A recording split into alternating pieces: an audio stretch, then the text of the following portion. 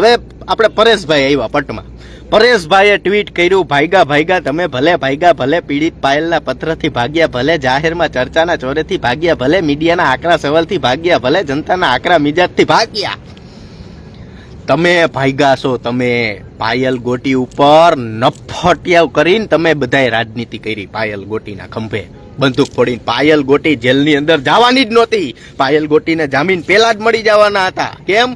પાયલ ગોટીના વકીલે કેમ કોર્ટમાં ફરિયાદ ન કરી કે પાયલ ગોટીને 16 કલાક ફરિયાદ થયા વગર એને ગોંધી રાખી હતી? એ ફરિયાદ કરી હોત તો પાયલ ગોટીને નો રિમાન્ડ મળત. પાયલ ગોટીને રિમાન્ડ ન મળે તો પાયલ ગોટીનો વરઘોડો ન નીકળે. પાયલ ગોટીનો વરઘોડો ન નીકળ્યો તો પાયલ ગોટીને પટાઈ ન લઈ ગયો.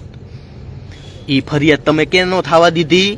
ઈ ફરિયાદ તમે કેનાથી થવા ન દીધી? ઈ ક્યાંથી આવ્યું બધું રાજકારણ તમારું? હે પરેશભાઈ, જેની બેન ઠુમર,